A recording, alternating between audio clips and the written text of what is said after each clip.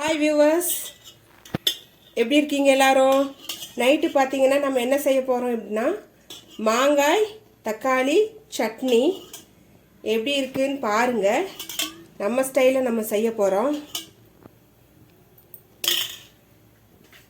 கடாய் வச்சாச்சு, இப்போது எண்ணெய் ஊற்றியாச்சு. நெக்ஸ்ட்டு பார்த்தீங்கன்னா தக்காளி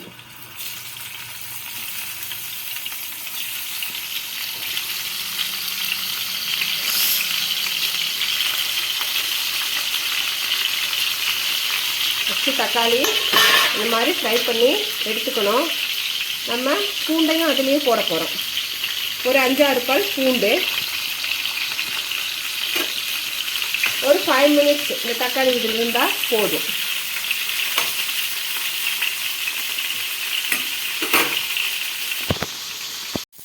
பாருங்கள், ஆயிடுச்சு. 5 மினிட்ஸ் ஆயிடுச்சு. நம்ம எல்லாத்தையும் எடுக்கிறோம். இப்போது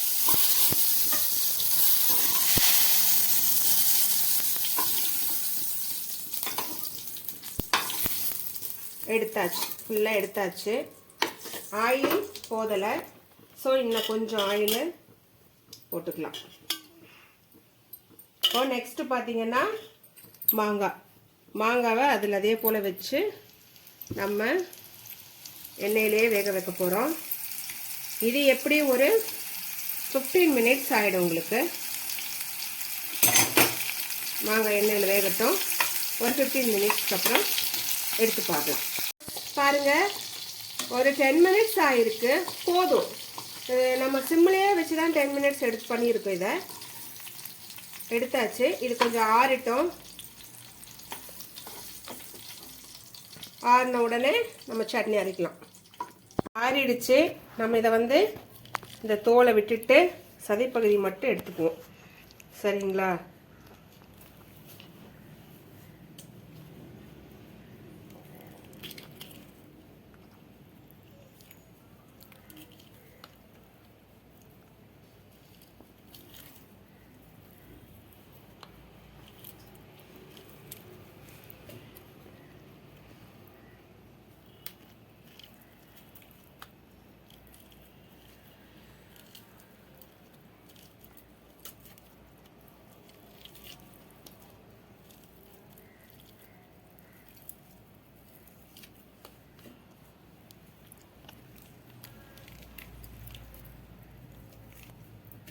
ஓகே, இப்போது இந்த தக்காளி இதோட ஆட் பண்ணிக்கிறோம்.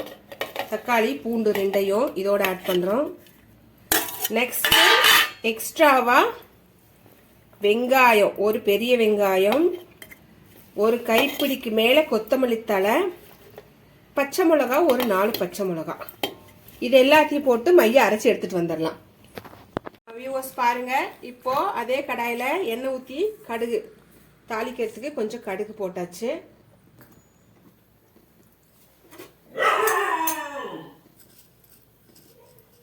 என் ராஜகுட்டி கத்திட்டு இருக்கான் பாருங்க, கேக்குதா எல்லாருக்கும்?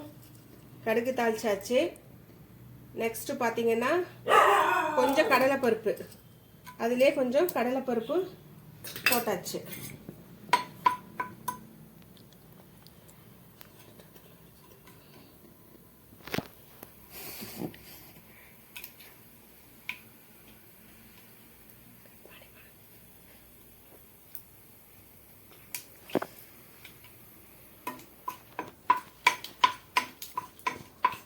இப்போ நம்ம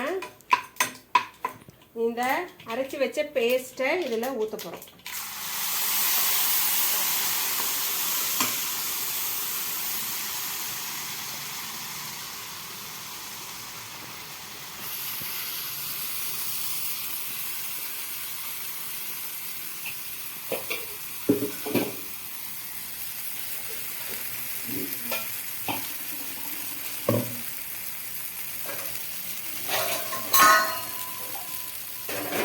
கொஞ்சம் மிக்சியில் தண்ணி ஊற்றி, ஜாரில் தண்ணி ஊற்றி கழுவி அதில் ஊற்றிடலாம்.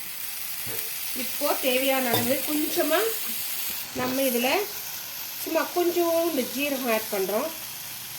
அவ்வளோதான், கொஞ்சமாக 1/4 ஸ்பூன் சால்ட்டு. இதில் இப்போ சால்ட்டு கொஞ்சம் போதும். தேவைன்னா மறுபடியும் போட்டுக்கலாம். இது சிம்மிலேயே வச்சு ஒரு 5 மினிட்ஸ் இருந்தால் போதும்.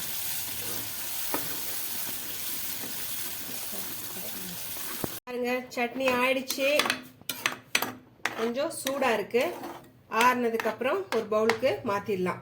ஓகே வியூவர்ஸ், பாருங்க சட்னியை பவுலுக்கு மாற்றியாச்சு. எங்கள் நைட் டிஃபன் இதுதான்.